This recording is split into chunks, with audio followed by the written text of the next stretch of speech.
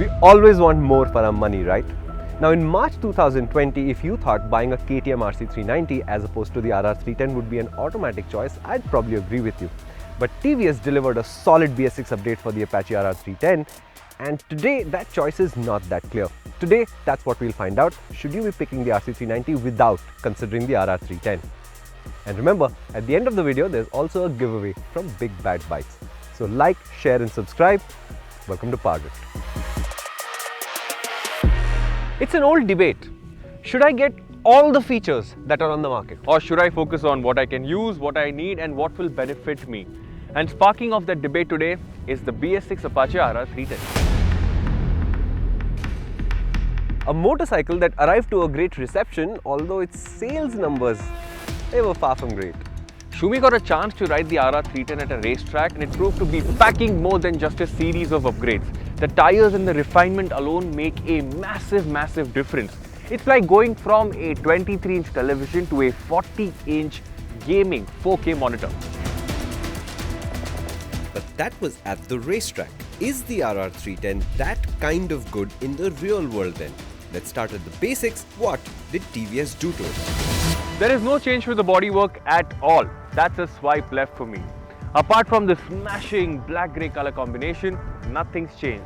I really love this tricolor decal that they have on the windscreen, and I really feel a nice Proud Indian Motorhead sticker would look great here. And you can buy yours at 100kmph.com. Now this is the part where I'll blow your head off,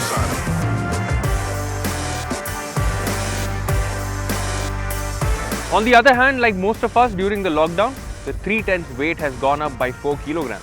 Yup, BS6. It is better for the earth, but it isn't that great for performance. This will cause a drop, and to be honest, it's hard to feel this change from the saddle. On the flip side, the RR 310 now gets Michelin's amazing Road 5 tyres. These are good in the wet and the dry. They're grippy, they feel natural from the word go, they last a long time. That is a great choice. Sneakerheads, pay attention. That's what's called a good pair of shoes. They've got air and there's no danger of freezing them either. TVS has also solved the vibration issues of the BMW TVS 313cc single. TVS has worked on mounting points, tolerances and other small parts that contribute to noticeably less vibration than before. That's a major issue solved, unlike COVID-19, for example. TVS also gave the RR ride-by-wire, which allows them to give it riding modes. Now the modes do feel different from each other, so there is some utility in that. But when you have an easy-to-use 34 bhp engine like that, do you really need them? Think about it like this. Ronak Ajinkya was good looking before he shaved his head. But hey, this is 2020. The more the merrier, right? And it gets a color screen that comes with Bluetooth and navigation. Why should your motorcycle screen be the only black and white thing that you have in your life? What is that doing here? It's keeping you honest at a sub. The RC390 compared to the RR 310. Bro, the TVS is the better bike. It's got better handling, it's got more features. That is an amazing motorcycle, but it's got too much performance and it's too focused. It just wants to go faster everywhere. In life, actually this motorcycle doesn't really have a life, it just wants to go faster everywhere. Wait, that's just like me. Kuch bhi. The RC390, it has 9 bhp and 7 Newton meters more and it costs only 5,000 rupees more. There is no comparison, but in the exact opposite of the way you meant it, RC390 is a legend. Wait, that's just like me. Legend only means it's old and established, okay? Old, and he's the one who has white hair. That doesn't matter. The legend part is only what it has done so far. It doesn't mean automatically that it has better performance or merit. Let's ride, you'll see what I mean. Let's ride.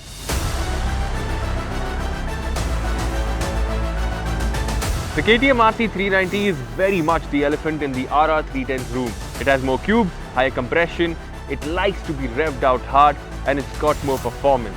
It takes its job as a sports bike very seriously. And it weighs roughly the same as the RR. The KTM likes skilled riders, and like many KTMs, it isn't shy of reminding you to upgrade your riding skills.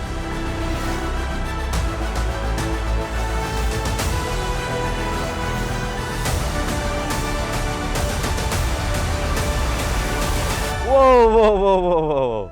That didn't feel like you were riding a motorcycle with a 10 bhp disadvantage. Varun, what cheat have you found? Editor Sahab, I was not cheating. I know cheat. The KTM has two issues. First are the tires. The W-rated Metzeler M5s were awesome, but the H-rated ones are just not that good. They do not have the feel or the feedback, or let's just say it, the grip. The Road 5s are all of that. That is why your 10 extra horses aren't doing squat. You know, riding fast is all about confidence, and the tires on the RC aren't just giving all of it. Okay, I buy that, but that also means that I can just buy a pair of Road 5s, put them on this motorcycle, and then I'll be faster and by absolutely freaking miles. Spot on, but not today, not for now. It likes to go fast, it likes to go hard, and when you're on a racetrack, there's nothing quite like it. But then the rider has to choose the hard life, which means you have to be okay with the wrist aches, the back aches, the riding position, and all of that. The RC390, it doesn't do casual relationships. It's all in. Bring your A game to every single ride. And that also means when you go out to fetch eggs and milk. Yes, that's true, but the fact of the matter is that most of us will spend a lot more time running errands than strafing apexes at the racetrack. And that's where the RR310 shines. It is a sports bike, but it's got reasonable ergonomics. It's actually got ride quality. It's a comfortable enough motorcycle. And that means that chances are you'll do more with it and that will do more for you. In the world, laser focused tools like a flathead screwdriver, a motorcycle like this, they do have a role to play, but that's a multi-tool. It'll probably do more for you.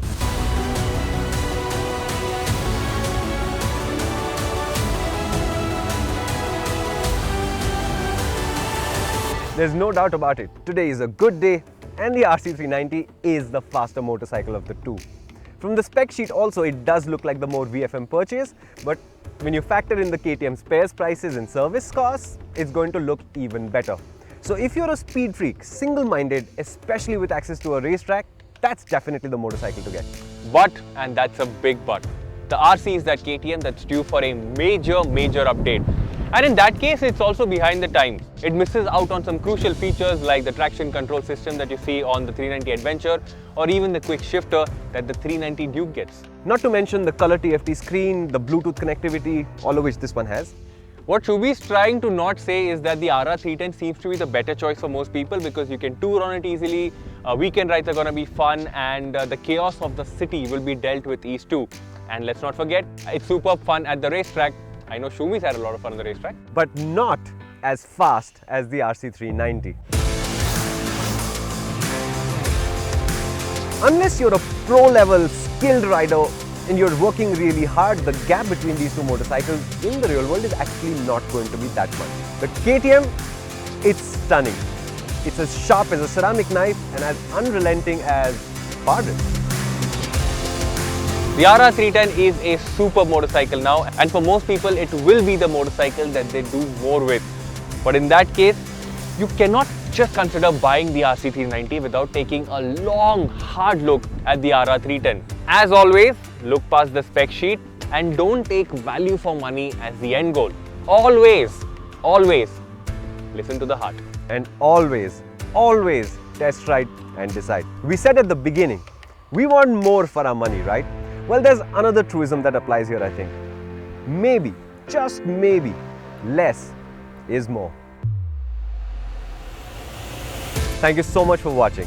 Now, the first thing I do to all of my motorcycles when I buy them is add a set of fork seal protectors. And on this video, you can stand to win one of 5 from SealSavers. This is the Big Bad Bikes giveaway. Varun will give you the question in a minute. All you have to do is follow us here on YouTube, follow us on Instagram. We are at PowerDrift, and answer this simple question. And the question for this video is, which of these two motorcycles is due for a major update? You know what you have to do. Let's get going. And I haven't said this in a long time, but yes, I'm Varun Painter and I will see you later. Hey, wait, I also need a sign-off line. Bye.